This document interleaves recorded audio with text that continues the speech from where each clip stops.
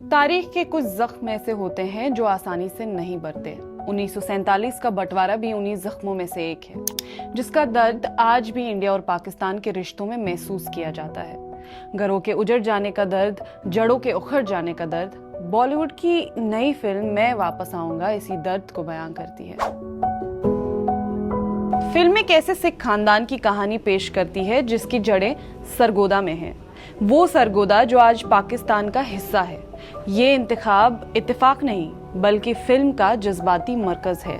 सरगोदा को कहानी का हिस्सा बनाना दरअसल इंडिया और पाकिस्तान की उस तारीख की तरफ इशारा है जो बंटवारे के बाद भी मिट नहीं सकती। ये बताता है कि सरहदें तो बदल सकती हैं लेकिन सरजमीन से रिश्ता फिर भी कायम रहता है। उसे बुलाना आसान नहीं। दिलचस्प बात यह है कि गुज़श्ता बरस में इंडिया और पाकिस्तान की लड़ाई के दौरान भी सरगोदा सुर्खियों में रहा, लेकिन फिल्म में ये शहर किसी सियासी तनाज़े का नहीं बल्कि इस सिख खानदान की यादों का मरकज बनकर उभरता है। वो यादें और वो गम जो वो बुला नहीं पाए।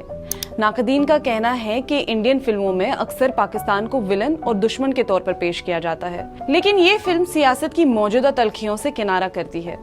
इस फिल्म पर सोशल मीडिया पर भी बात हो रही है और इस फिल्म देखने वालों का कहना है कि ये सिर्फ एक सिनेमैटिक एक्सपीरियंस नहीं बल्कि एक जाती यादों का सफर भी बन जाता है। ऐसा सफर जो कई लोगों के लिए उनके बुजुर्गों की कहानियों को दोबारा जिंदा कर देता है। सोशल मीडिया पर भी कई ऐसे वीडियोस देखने को मिले जहां लोग फिल्म देखने के बाद थिएटर के अंदर ही इम्तियाज अली से बात करते नजर आए। कुछ लोगों ने कहा कि फिल्म ने उनकी बंटवारे की यादें ताजा कर दी, जबकि कई नौजवान नाजरीन ने भी अपना तासुर शेयर करते हुए बताया कि उन्हें उनके बुजुर्ग याद आ गए जो अक्सर उन्हें बंटवारे के वाकयात और ऐसी कहानियां सुनाया करते थे। पाकिस्तानी फिल्म मेकर उमैर नासिर अली ने भी फिल्म की तारीफ की है। उनका कहना है कि ये एक गहरी जज्बाती फिल्म है जो इंसानी दर्द को ईमानदारी से पेश करती है। BBC उर्दू से गुफ्तगू में उमैर नासिर ने कहा, I think it's a beautiful film यार। मैं वापस आऊंगा, is very nice and complete, one of the best films जो कह सकते हैं कि इम्तियाज की है। वो ये बड़े प्यार से बनाई गई फिल्म है। इट्स वेरी सोलफुल, बड़े दिल से और बड़ी सच्ची फिल्म है।